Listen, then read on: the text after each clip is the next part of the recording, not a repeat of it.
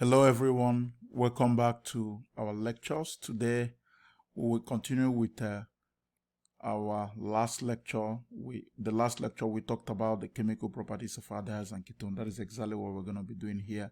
This will be the conclusion of that lecture. So today we'll be looking at aldehydes and ketones, chemical properties 2. Here basically we'll be looking at just one chemical property of aldehydes and ketones and a lot of other things that are involved in it. But as usual, we're going to start with a beautiful quote. This time a beautiful quote from one of the greatest women that walked on this earth. It says, "Don't be afraid to reach for the stars." Ellen Ochoa. So what do we know about Ellen Ochoa? Ellen Ochoa, I hope I'm not saying that name wrongly. Ellen Ochoa was a former NASA engineer, a former astronaut, and the former director of the Johnson Space Center.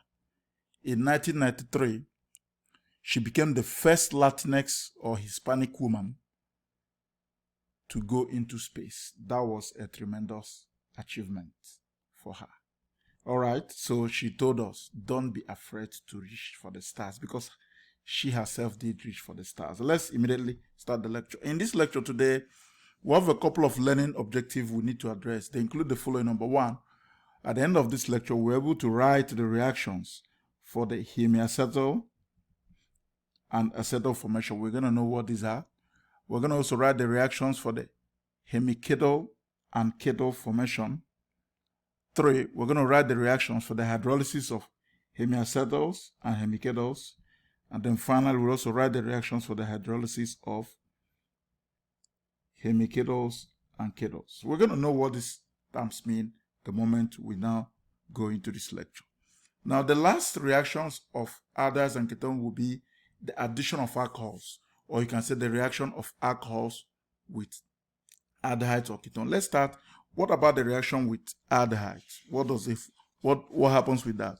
So, reaction of aldehydes with alcohol forms either a hemiacetal or acetal. Now, a hemiacetal is when you don't have excess of alcohol. In excess of alcohol, it forms acetal. Now, I showed you the pictures of acetal and hemiacetal. Let's try to understand them. Now, hemiacetals are known by this basic structure. A carbon is connected to an ether group. If you look at this, this looks like an ether. Just know that this is an ether group when we do the functional group. It's connected, so this carbon is connected to an ether group. It's connected to hydroxy group. You know, this looks like an alcohol group. Let's just put alcohol. And then it has a hydrogen. So remember, this will always be there. A carbon will always be here. There will be an R group here. So here it has an ether group, an alcohol, and a hydrogen to make up a hemiacetal group. Whereas an acetal group, now this carbon is called, this particular carbon is what we call the hemiacetal carbon. Call it the hemiacetal carbon. Now, on the other hand, for the other one, in excess, when excess alcohol reacts with aldehyde, it forms acetal. Now, hemi means half acetal. So here it forms full acetal. In full acetal, look at, you still have the ether group here. You still have the hydrogen group here. Remember, this is the ether group. You still have the hydrogen here. But again, you have this H group has been replaced by another carbon, R, to form another ether group. So you have 2 ether group and 1 hydrogen to make up the acetal. Now, so how is it formed? Let's look at this. Now, look at how this is formed. An aldehyde, this is an aldehyde, of course. This is the aldehyde functional group, the carbonic carbon plus a hydrogen attached to 1 carbon. Now, reacting with an alcohol, look at what happens here. The first what happens here is that, now this hydrogen, only this hydrogen of this alcohol will go and attach to this point. Whereas, let me use a different color. The whole of this part will now come and go and attach to this point. If that happens, what happens?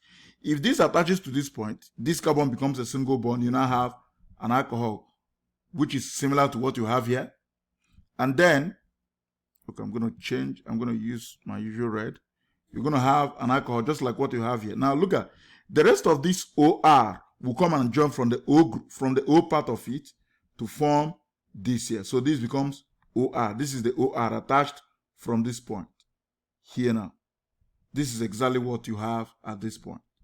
And remember, every aldehyde must have a hydrogen attached to the carbonyl carbon. The hydrogen is still there. So you see the O alcohol group, ethyl group, and hydrogen to form the hemiacetal carbon. So this hemiacetal, of course, is an intermediate. Usually, this intermediate is unstable, and in excess alcohol quickly reacts to form acetal.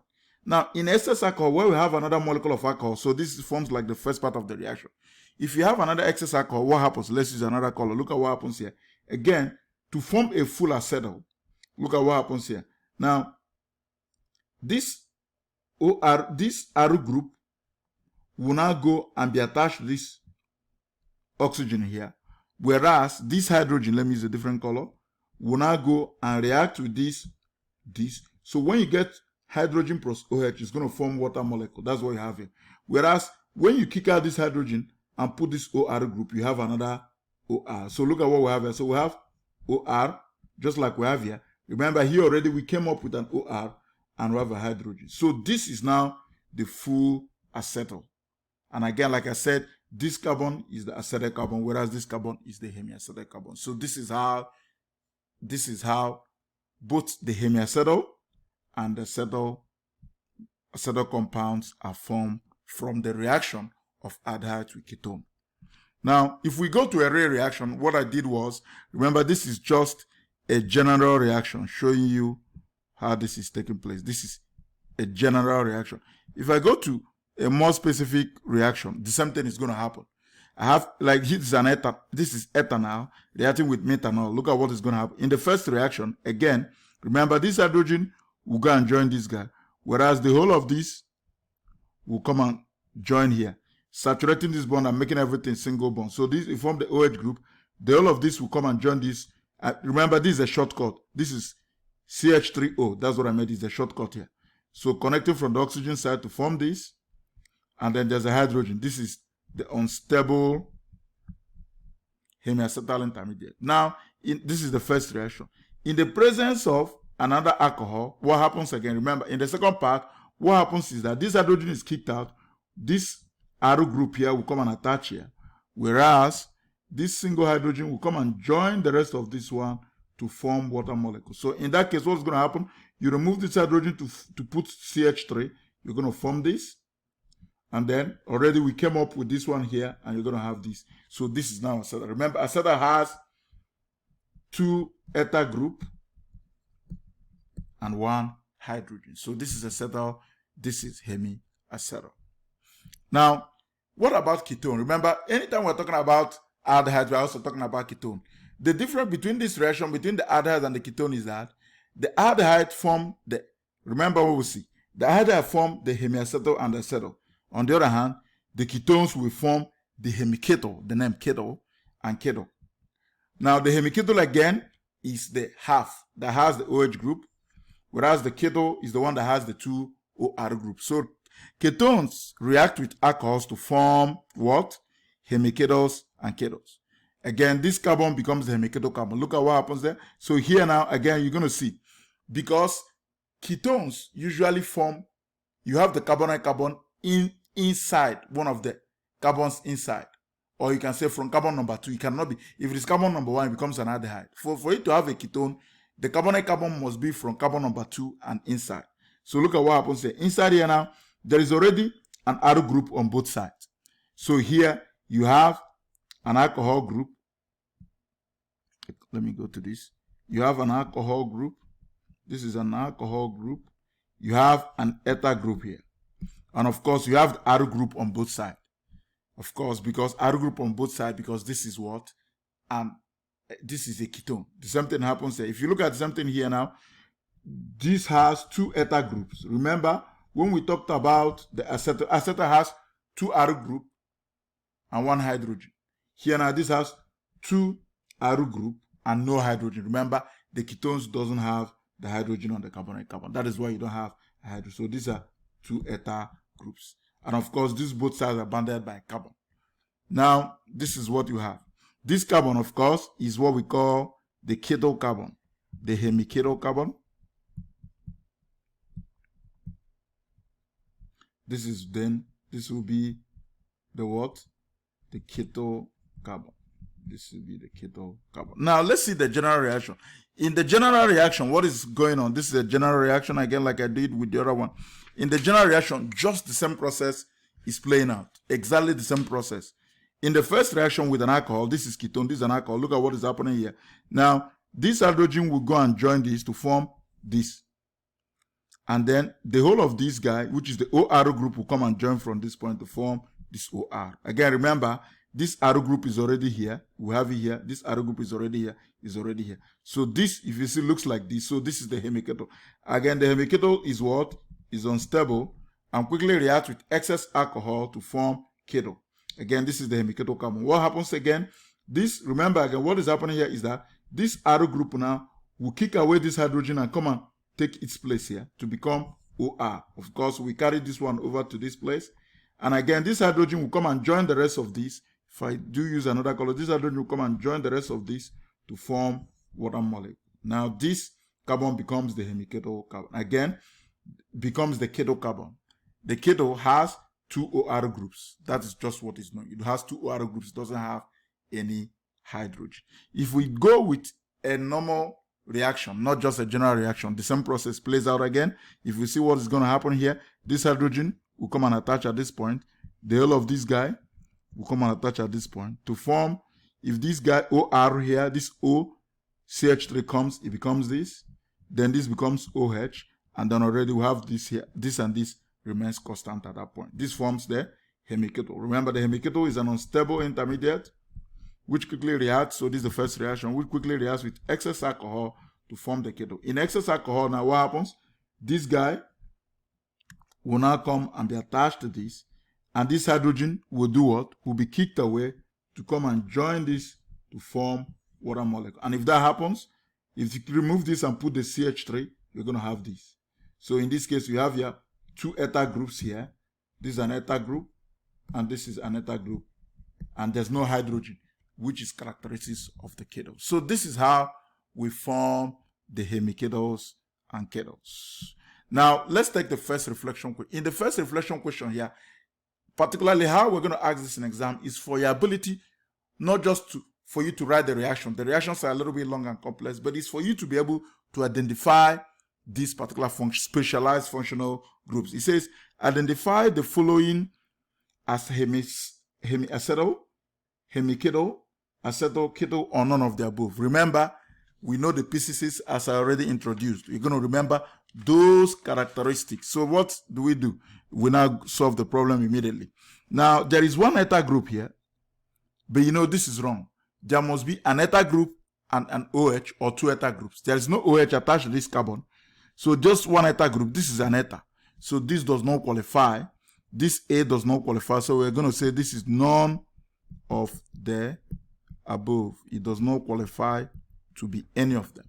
We go to the next one. Your attention should be focused on the carbon that has the ether. So this carbon has an ether group here. This is an ether group here. Has an OH. The same carbon also has a hydrogen. What does that tell you? Anytime you see an OH, an ether group, it must be a hemi. Now, what differentiates between hemiacetal and hemiketal is the presence of the hydrogen. Remember, the hydrogen is what draws a distinction. So what that simply tells you, there's an alcohol group here, there's an ether group here, and there's a hydrogen. Therefore, this is going to be a hemiacetal. This is hemiacetal. Let's go to this one. In the C part, so in the C part of it, what do we see? Let's look at it critically. This carbon has an ether group and another ether group. Look at it. It has two ether groups. So this is an ether group. Oh, okay. This is an ether group and this is an ether group. Now, does that carbon have a hydrogen? It does not have a hydrogen. If it does have a hydrogen, this would have been an acetal. But because it doesn't have a hydrogen, what will really likely be is going to be a ketal because it does not have a hydrogen. So we still have our usual COO, but no hydrogen. Then we come to this one. Now, this one now has two ether groups. So this is an ether group. This is an ether group. Remember, you have two ether group, just like this one. But the difference is that this one does not have a hydrogen. This one has a hydrogen. So if it has a hydrogen, that is definitely going to be an acetal. So that is what differentiates between ketal and acetal is that the acetal has a hydrogen, the ketal does not have a hydrogen. Now we go to this one. If you look at this one now, this shouldn't confuse you. This is a carbon. Now this is another carbon here. This is another carbon. So this carbon has an ethyl group and an OH. But if you look at it, it has an OH, but this side, it does have what? It doesn't have any hydrogen. It just have a carbon here and a carbon here. So when you don't have a hydrogen, it's going to be either a hemiketal or ketal. Now, what's the difference between hemiketal and ketal? Is the presence of OH group. So it has OH group. It can never be a ketal. Therefore, this is going to be a hemiketal. This is a hemiketal. And the last but not the least, let's see what happens here. This carbon has an ethyl group here. Has another ethyl group. It doesn't have a hydrogen. It doesn't have a hydrogen. If it does have a hydrogen, it becomes acetal. But since it doesn't have a hydrogen, it's going to be a ketal like this. So this is going to be a ketal. So this is how we do these problems, identifying these specialized functional groups of either hemiacetal, hemiketal, acetal, or ketal. Let's now go to what we call the cyclic hemiacetals and hemiketals. Now, the cyclic hemiacetals and hemiketals are very important, particularly in carbohydrate chemistry and biochemistry. So how are they formed? They are formed when an OH group and a carbon, remember the two reactions happening here is the reaction taking place when we talked about the formation of all the acetals and ketals is the OH group is reaction with the carbon. That's exactly what's happening here. Now, in this case, in the cyclic ones, now what is happening here? The OH group and the carbon are in different carbon atoms of the same compound, the same molecule. So in this case, the same molecule now, not two molecules. Now, in the other one we did, we see an alcohol that has an OH group. We see an aldehyde or a ketone with a carbon. No, in this case, both of those are in the same compound. And in fact, these cyclic hemiacetals and hemiketals are more stable than the open chain ones we just talked about. They are far more stable than the open chain compound. And they usually form from 5 carbon compounds and above. And they are very important in carbohydrate chemistry because the cyclic monosaccharides, particularly the fructose, the glucose, and the galactose, usually exist in a stable cyclic form than in their open structures, which we're going to talk about this more by the time we get into carbohydrates. So let's see what happens. What is happening here in the actual case? Let's see what is happening. Now, this molecule now has both. This is the aldehyde. Look at it. This is the aldehyde. This is the aldehyde on this end. This is the alcohol group on the other end. So we don't have two molecules. We just have one molecule now, having those two functional groups that are going to react. So these two functional groups are going to react. So what is going to happen? Look at what is going to happen here. Remember, oxygen always has 2 lone pairs all the time. Don't forget that. It always has 2 lone pairs. In the actual sense, it is this lone pair that is reacting. Look at what is happening here. One of these lone pair will go and attack this carbon and form a bond. Whereas one of these lone pair will go and also abstract this hydrogen and also make it to form a bond. So what is happening here now? Look at the way I'm going to complete this. This is an open chain aldehyde.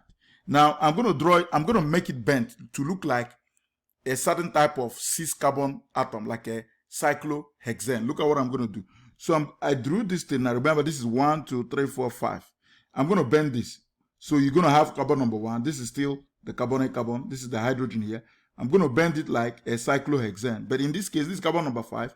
And I'm going to put this OH group here. Now look at what is going to happen. This oxygen will combine with this carbon to form a bond. Whereas this hydrogen will go and join this one to form the OH group. Just like as we saw when we were looking at how this both the hemiacetal and the acetal, or the hemiketal and the ketals, were formed in 2 different molecules like we saw previously. But in this case, everything is happening in the same molecule. So look at what is happening here. Now, this guy will go and join to this one. This one will go and, so look at what happens. If he comes and joins, he forms a bond now. Whereas this one joins this one, saturates this bond to become a single bond. You now have an OH group. So look, what do you have? Let's see. So remember, this is still an open structure that was just bent to look like a cyclohexane ring. This is now the cyclic structure with the hemiacetal carbon. Is this a hemiacetal? Let's prove it. Now look at this is carbon that has a hydrogen. Remember, every hemiacetal and acetal must have a hydrogen. So in this case, there's a hydrogen here, and there's an OH. If there's an OH, it must be a hemiacetal. Now look, so it has C, it has the eta group. This is the eta group here. So this is the eta group on this side. So it has the eta group and the OH group and a hydrogen. So this is a cyclic hemiacetal.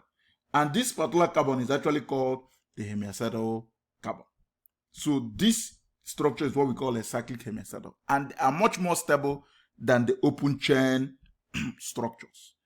These structures are much stable than this one. This is very much more stable than this open aldehyde structure. Okay, so this is how the cyclic hemiacetal and hemiketals are formed. We're going to see another example. Now remember, what we talked about here was the formation of the cyclic hemiacetal and hemiketals. What about the cyclic acetals and ketals? Now, to form a cyclic acetal or ketal, of course, remember, we're going to start with a cyclic hemiacetal like we formed. This is a cyclic hemiacetal that I formed here, exactly the one I formed here. To make it form a cyclic acetal, what are you going to do? You're going to be reacting with this cyclic hemiacetal will react with what? An alcohol. Of course, this is an alcohol. Let me use my red as usual. This is an alcohol. The same thing is going to happen. So what's going to happen? As usual again, remember how this forms. This guy, again, will go and attach to this. Whereas this, kicking away this hydrogen will go and now join this one to form water molecule. So if you remove this hydrogen and add a CH3, that is exactly what you have here. You now form this. Already, we have this one already there. And then we have this CO already there as well. So now, since this doesn't have the OH group anymore, but it has a hydrogen, it becomes a cyclic acetal. So this is how a cyclic acetal is formed. Of course, the one I'm going to have here is how the cyclic ketal is formed. This one I'm going to complete it myself. Like I said, part of what I'm going to be testing you is not on this. I'm not going to be expecting you to draw this for me. But I'm doing this thing to prep you for what we're going to see by the time we get into what? By the time we get into our carbohydrate. So let's look at what is going to happen. Let's try to complete this reaction once again. Now see what's going to happen. This is a cyclic hemiketal. So what it means, it was formed from ketone. Now, reacting with an alcohol, of course, this is an alcohol. This is methanol. We don't need to name it specifically. This is methanol. Look at what is going to happen. Now this will come and join this, kicking away this hydrogen. Now this hydrogen will go and join with this guy to form water molecule. So if I redraw the whole thing, what am I going to have? I'm going to try to redraw this exactly the way it is. So it's going to be this. This carbon will be there.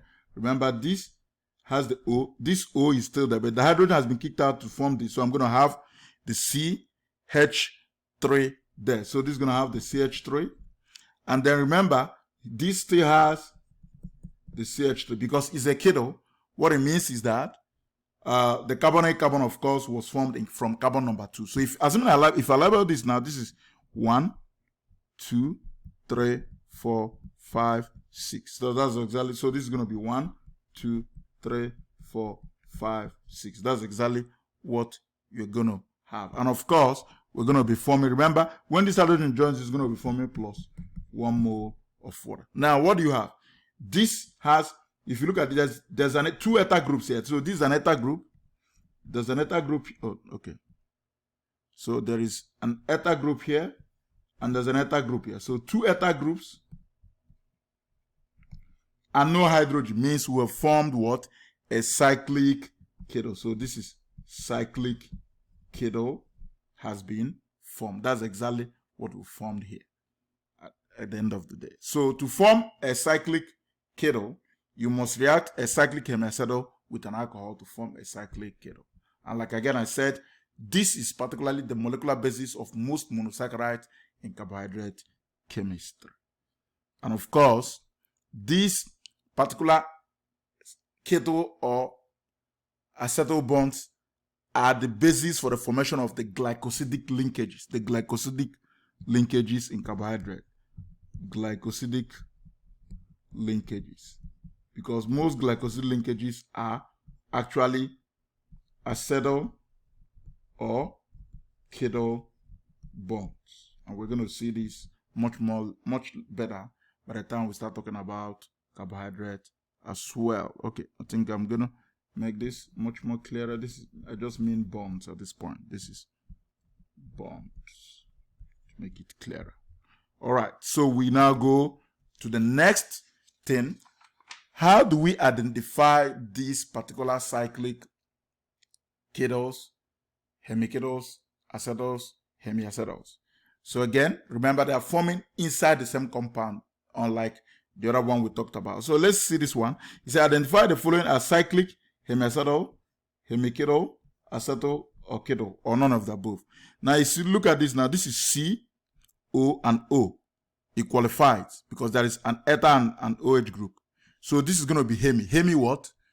If you look at this, this is a carbon again, it doesn't have a hydrogen. Therefore, this cannot be either is a hemi, it cannot be a hemiketal, it must be a hemiacetal, because it cannot be a hemiacetal because there's no hydrogen here.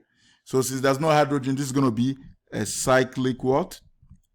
Hemiketal. This is going to be a cyclic hemiketal. Let me write that well. A cyclic hemiketal. Hemiketal.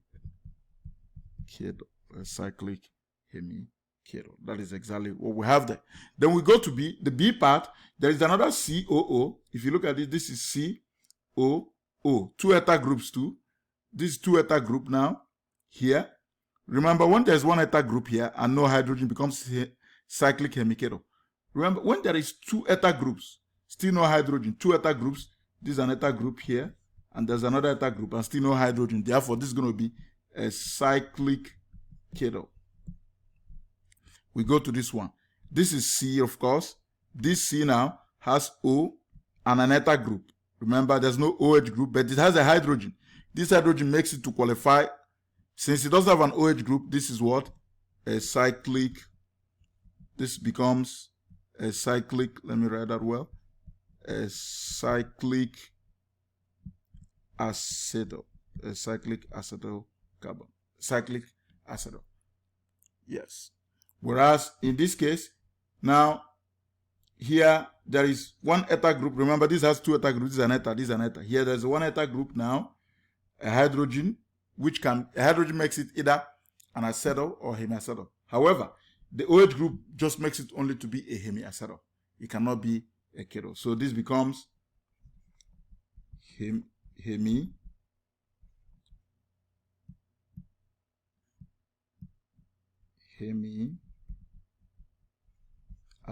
And of course, it is a cyclic hemiacetal. So this is how you do these problems, by trying to recognize or identify these specialized functional groups. Then let's go to important reaction. You see, acetal and ketal hydrolysis. You see, the hydrolysis of acetals and ketals is the opposite of their formation. So what it means, we're trying to reverse those reactions by breaking them down. And hydrolysis means bond breakage by addition of water. So acetals and ketals are stable, but can easily be converted back to their either aldehydes or ketone and alcohols, in which they constitute aldehydes or ketone or alcohol by acid hydrolysis. Of course, this is the reverse of their formation. So let's see what happens here. Now, first of all, we're going to identify this. This is a ketal. This is a ketal because it has an eta group here, an eta group here, and doesn't have a hydrogen. So this is a ketal. If this is a ketal is formed from an alcohol and what? And a ketone. So if you break it down, it's going to form alcohol and a ketone. If you use water to break it down, look at what is going to happen. If you chop this out and chop this out, that's exactly what's happening. So it's going to form the carbon in the middle between these two carbon here. So this becomes a ketone. Actually, this ketone is propanone. That's what we have here. This ketone is propanone, but you don't need to name it. That's not what we're doing. And then this is CH2. If you put OH here, it becomes ethanol. This is the alcohol. So this is our alcohol. This alcohol is actually ethanol. That's what this is actually. Okay, no need to write it. We're not naming, so I don't want to bore you with that.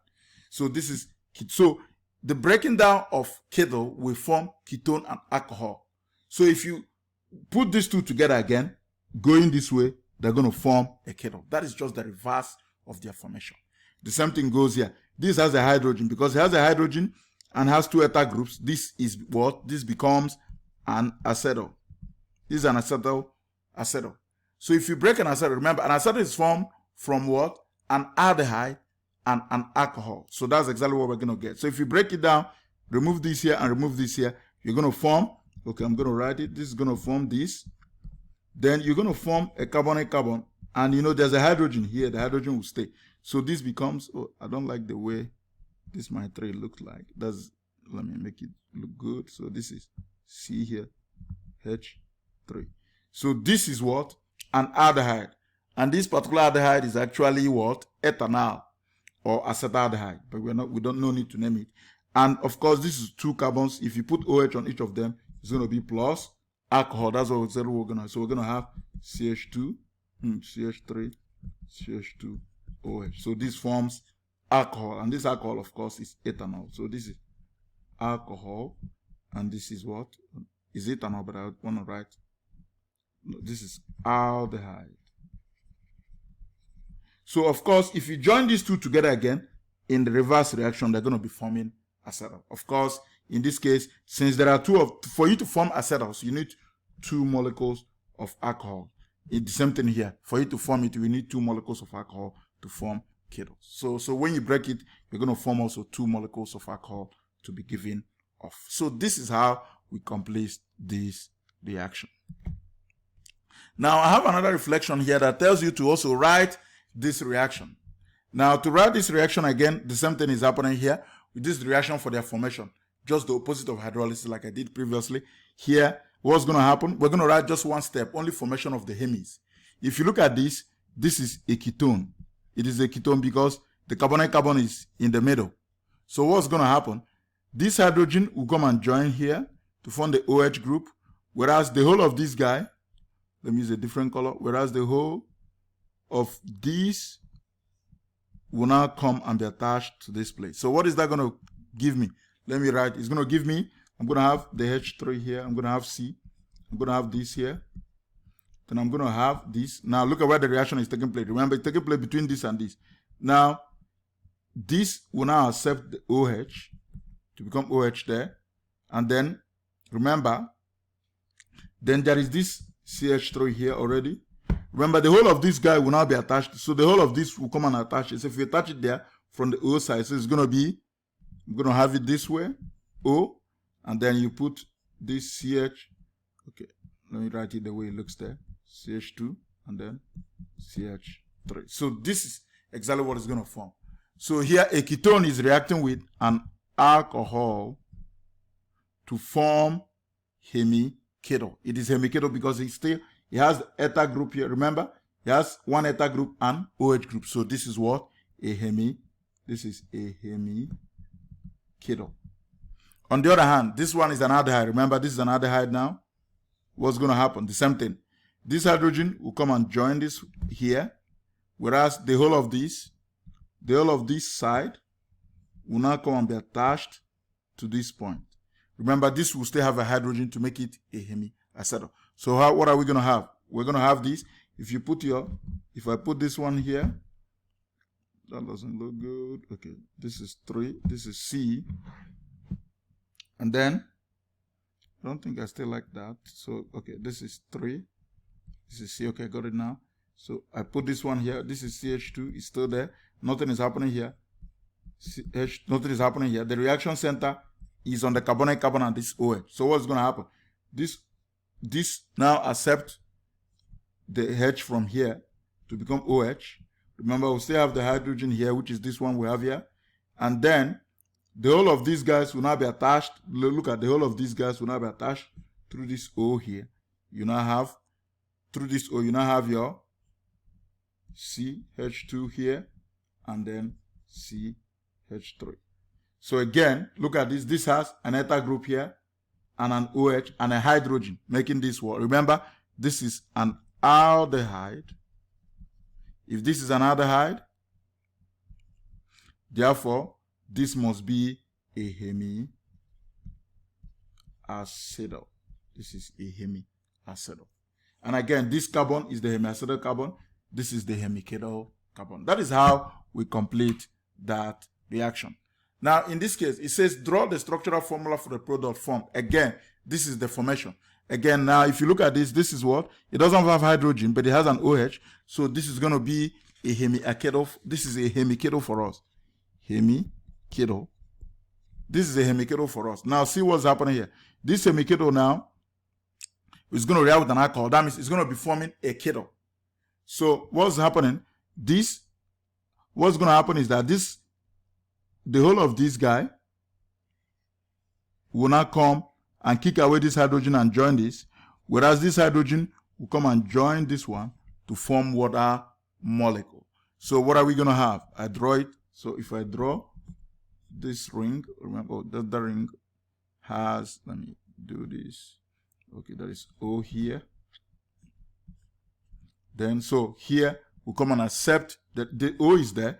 We'll come and accept this CH2, CH3, and then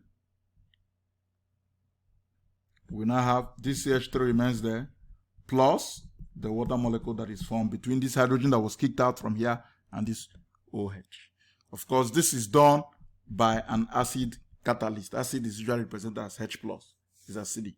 So this hemiketal forms the ketal. The hemiketal becomes ketal when it reacts with an alcohol, like we explained already. All right, we go to the next reflection. Now, this becomes the hydrolysis reaction. So first, we're going to identify what we have. We have COO. So now we have an OH, but look at this carbon now. It doesn't have a hydrogen here. Instead, this is a carbon here. It has a carbon everywhere. So this is going to be a hemi what?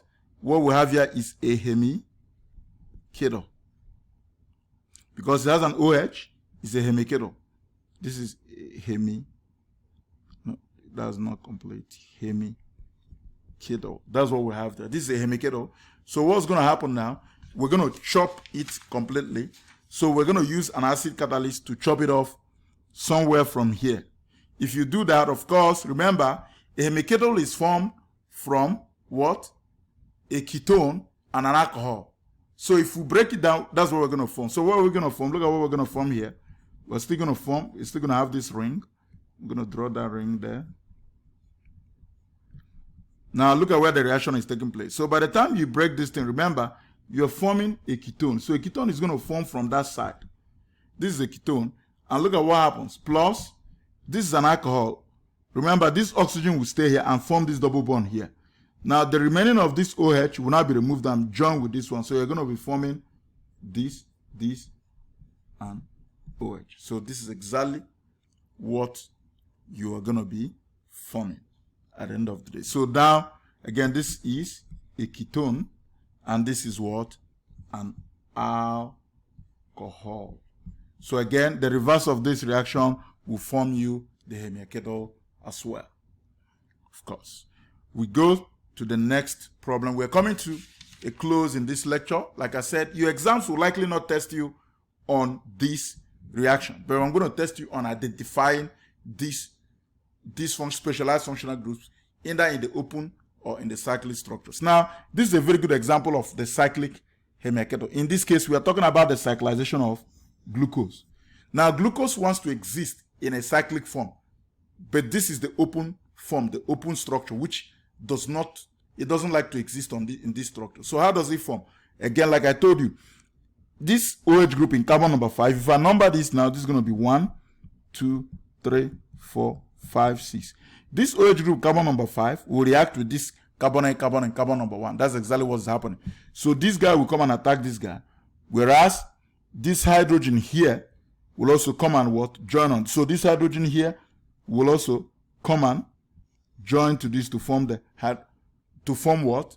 To form the cyclic hemiacetal. But before we do that, we're going to try to draw this like what? We're going to bend it to look like a cyclohexane like I did earlier. So what am I going to do? I'm going to do this. So I'm going to try to draw something like this. I'm going to make out something like this. I'm going to try to bend it to look like. So now this is my carbon number 1 with the carbon and carbon here. It has a hydrogen, remember. Here, I'm going to put the hydrogen here. Then, remember, this one has this here, the OH here. I'm going to put it here, hydrogen here. The second one has this up here. I'm going to put it. The third one, look at the third one. Now this third one here has this. Now, okay. Well, let's come. No, this is 1. Oh, okay. This is 1, 2, 3. Okay, this is 1, 2, 3. The third one has it up. I got it. Then the fourth one have it down to make it a cap. If this was up, it would have been a galactose, but this is glucose. But we're not going to talk about those now. So this, and then remember, now the carbon number 5. Okay, let me be labeling this to make it easier for you. So this is 1, 2, 3, 4. This is 4. So this is going to be carbon number 5. In this carbon number 5 now, this is carbon number 5. In this carbon number 5, so we have this. So the carbon number 5 is going to also connect with 6. So this is going to be CH2. So this is going to be 1, 2, 3, 4. This is 5, and this is 6. Now, in this carbon number 5, remember we have there. This carbon number 5 has this OH group.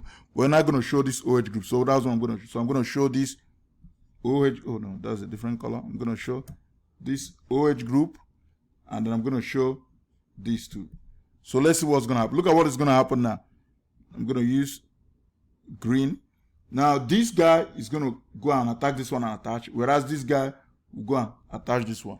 If that happens, what happens now? If that takes place, it's going to form the cyclic compound. To form the cyclic compound, what do we have? We now have it this way. So it's going to be this. Remember, this will close up. This is this carbon. It's going to close it up. If this hydrogen joins this one, it becomes OH. The hydrogen will remain. And again, this, if you put this one here, put this one here, put this one here, and then CH2OH. This forms a cyclic hemiacetal. Let's prove it. Every hemiacetal or acetal will have hydrogen. So it has a hydrogen, it has C, it has an ethyl group, and it has an OH group. Therefore, this is what the hemiacetal functional group. This is the hemiacetal functional group, making this a cyclic hemiacetal. So this is actually the cyclic hemiacetal. This is a cyclic hemiacetal structure of glucose. This is a cyclic hemiacetal structure of glucose, and actually we call this the since this OH group is facing up, we call this beta glucopyranose. That's what we call this. We call this beta D-glucopyranose. But we're not going to go into those details far more. Now, if you look at this structure, compare it with what we have here. You see, this is exactly what you have here. That is why I just drew this here. So you find out that you have exactly, this is the acetal functional group, just like you have here. They're hemiacetal, I mean to say. Hemiacetal functional group. That's exactly why I drew it. So for you to see that connection being made between the two. All right. And we're going to talk about this more by the time we start talking about carbohydrate biochemistry. And of course, the last but not the least, it says, identify the functional group in this. This is the maltose molecule. The maltose molecule is made from 2 glucose molecules. It says, identify the functional group in this maltose molecule. Complete the hydrolysis reaction and also identify the functional groups in the product. That's what we're going to do. The maltose is made from a glucose and a glucose. In fact, this is a glucose molecule and another glucose molecule. That's what we have here. So let's first of all try to complete the reaction. Then we will now begin to identify. So if you break this thing down with water molecule, look at what you're going to have. You're going to have 2 molecules of glucose. Actually, that's what you're going to have. Where you have an OH group here, you're going to have this. You're going to have this. You're going to have this. And then you're going to have CH2OH. That's exactly what you have here. And then plus, you're going to have exactly the same molecule. It's not different. So I'm going to draw exactly the same molecule. Nothing different. So you're going to still have something like this. So you're going to have OH here. You're going to have this OH facing upward. You're going to have this OH facing downward here, like it was there. And you're going to have CH2OH. So this is the cyclic structure of the maltose molecule, the way it normally exists in the body and in the body, the way it normally exists. Then if you chop it off with this water, you see one of them, this one now will come and accept 1 hydrogen from water. Remember, this means HOH. this one will accept this hydrogen to form the OH here, whereas this one now will accept the remaining OH to form this here. So this becomes glucose plus glucose molecule, forming to form. So this is now individual glucose and individual glucose. But here they are being connected by what we call the glycosidic linkage. This glycosidic linkage is what we call the ether bond. Let me show you what it's called. This glycosidic linkage is actually an ether bond. Let's identify what we have there. First, let's start.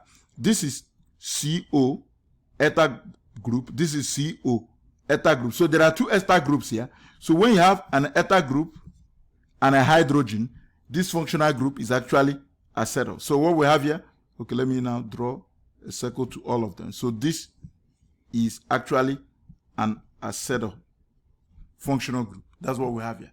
We go to this one. This is C, O, one ether group and one OH and one hydrogen. What it means is that this one is going to be what? A hemiacetal. This is a hemiacetal here. That's what we have here. Then we go to this one. If you look at this one looks like these two. So this is C, O, and one OH and hydrogen. So again, let me use a different color here. So this is actually hemiacetal. And since this and this is the same, this is also hemiacetal functional group. So this is hemiacetal, this is hemiacetal, this is acetal functional group. And like I said again, what you simply did here. Now, it's important to know that this bond that is formed here is called an acetal bond. In biochemistry, this acetal bond is actually called glycosidic linkage. And glycosidic linkage is what links two monosaccharides together. Remember, glucose and monosaccharide. So a glucose monosaccharide is linked together with another glucose monosaccharide by this glycosidic linkage to form a maltose molecule. And the maltose molecule is a disaccharide. Actually, this maltose molecule is a disaccharide. So maltose, and this is a different color. So maltose is a disaccharide. Is a disaccharide. Okay, let me rewrite that disaccharide again. That's the last thing I'm going to write. Is a disaccharide. This is D. Is a disaccharide. Meaning a disaccharide means it is made up of two monosaccharide units. And having said that, we've successfully come to the end of this lecture. Thank you for listening once again, and do have a wonderful day. Bye.